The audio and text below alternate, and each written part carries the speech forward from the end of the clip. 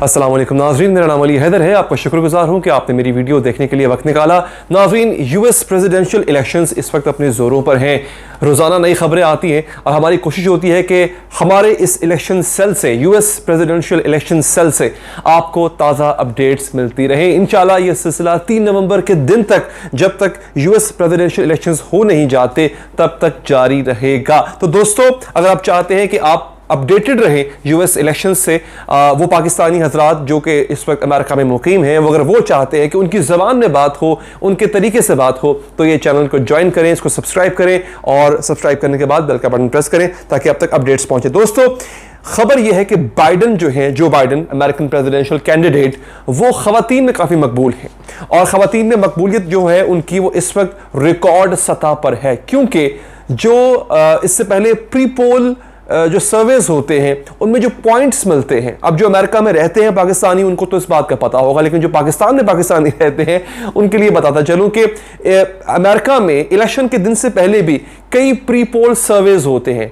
वो CNN भी करवाता है, वो इंडिपेंडेंट प्री पोल सर्वेज भी होते हैं जिनके पॉइंट्स होते हैं जो मैटर करते हैं, जिनको लोग बड़ी संजीदगी से लेते हैं। लिहाजा जो प्री पोल सर्वे हुआ, जेंडर बेस्ड प्री पोल सर्वे हुआ, यानी मर्द और खवातीन को अलग-अलग करके जो सर्वे किया गया, उसमें पहली दफा ऐसा हुआ है कि अमेरिकी सदारती उम्मीदवार जो बाइडन को 25 पॉइंट्स मिले हैं।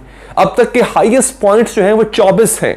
आपको बताता चलूं कि 25 पॉइंट्स बहुत अच्छे पॉइंट्स माने जा रहे हैं और ये माना जा रहा है कि खवातीन में जो बाइडन की ज्यादा पजीराई है, जबकि इसके मुकाबले में मर्द हजरात जो हैं वो सदर ट्रंप की तरफ ज्यादा माइल हैं। वो समझते हैं कि सदर ट्रंप ही उनके मसाइल का हल कर सकते हैं।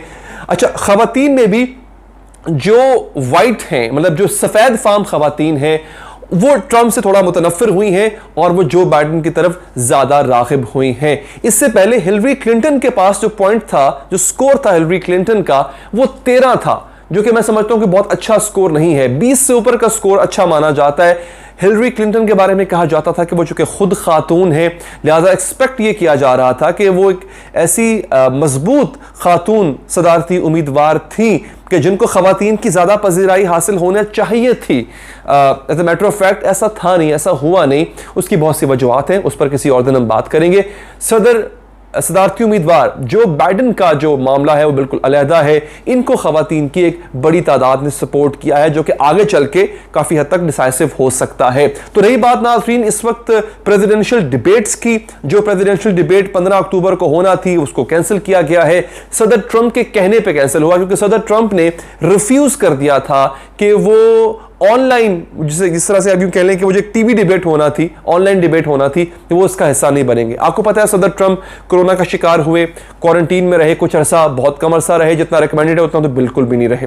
वो बाहर आए तो लोगों को खदशा था कि कहीं किसी और को कोविड ना हो जाए, उनकी वजह से उनके बाहर आने पे तनकीद भी बहुत ज़्यादा की गई। लेकिन अब वो जाएंगे, कैंपेन से खिताब भी करेंगे, रैलीज का हिस्सा भी बनेंगे, जिससे लोग खदशा जाहिर कर रहे हैं कि उनकी तबीयत को भी नुकसान हो सकता है और औरों को भी खतरात लाहक हैं। लेकिन दोस्तों, जो प्रेसिडेंशियल डिबेट होना थी वो होना थी आमने सामने, सदारती उम्मीदवार जो बाइडन और सदर ट्रंप के दरमियान। इससे पहले 29 सितंबर को डिबेट हुई और उस डिबेट के बारे में कहा जाता है कि उस डिबेट में बड़ा हौच पौच सा सीन था, इंसल्ट्स थी और इंटरप्शन बहुत थी। लेकिन इसके मुकाबले में जो माइक पेंस और कमला हैरिस की जो डिबेट होती है उसको बड़ा मेजर डिबेट कहा गया। अब ऑफ कोर्स जिस डिबेट में ट्रंप होंगे वो तो मुमकिन नहीं है कि बड़ी मेजर्ड हो, उसमें चीजें हौच पौच हो सकती हैं। अब जो नेक्स्ट डिबेट का शेड्यूल रखा गया है दोस्तों, वो रखा गया है 22 अक्टूबर को, लेकिन ये भी सब्जेक्टेड है। It is subjected to the condition of President Trump. वो कैसा फील कर रहे हैं, if he is able to go out publicly, और उनके डॉक्टर्स उनको एडवाइस करते हैं, उनके टेस्ट जो है वो क्या बताते हैं, क्योंकि एहतमाल तो अभी भी है।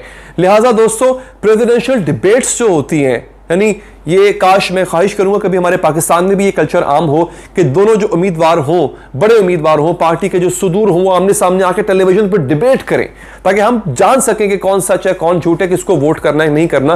प्रेसिडेंशियल डिबेट्स दोस्तों काफी हद तक अमेरिकन का माइंड प्रिपेयर करने में सैर हासिल साबित होती है, जिससे वो बड़ी हद तक समझ जाते हैं कि उन्होंने किसको वोट करना है। ये बड़ी फैक्ट्स एंड फिगर्स पर मबनी डिबेट्स होती है। ऐसा नहीं होता कि एक दूसरे पे इल्जाम लगाए जा रहे हैं, एक दूसरे का माजी उछाला जा रहा है। फैक्ट्स एंड फिगर्स, आपको पूरी तैयारी करके आना पड़ता है, आपको अपना मंशूर पेश करना पड़ता है, आपके मंशूर को चैलेंज किया जा सकता है, आपके मंशूर में से खामियां निकल सकती हैं, आप दूसरे के मंशूर या उसके प्रपोजल्स में से खामियां निकाल सकते हो। लिहाजा एक सदारती उम्मीदवार का जो मुस्तकबिल होता है वो ऐसी किसी भी प्रेसिडेंशियल डिबेट पर डिपेंड कर रहा होता है। तो ये थी दोस्तों आज की अपडेट हमारे यूएस प्रेसिडेंशियल इलेक्शन सेल से। अगर आप मजीद अपडेट्स हासिल करना चाहते हैं और रोजाना हासिल करना चाहते हैं अपनी ही जुबान में, तो आप चैनल को सब्सक्राइब करके बेल का बटन प्रेस करें ताकि आप तक अपडेट्स पहुंचती रहें। दीजिए इजाजत, अल्लाह निगहबान।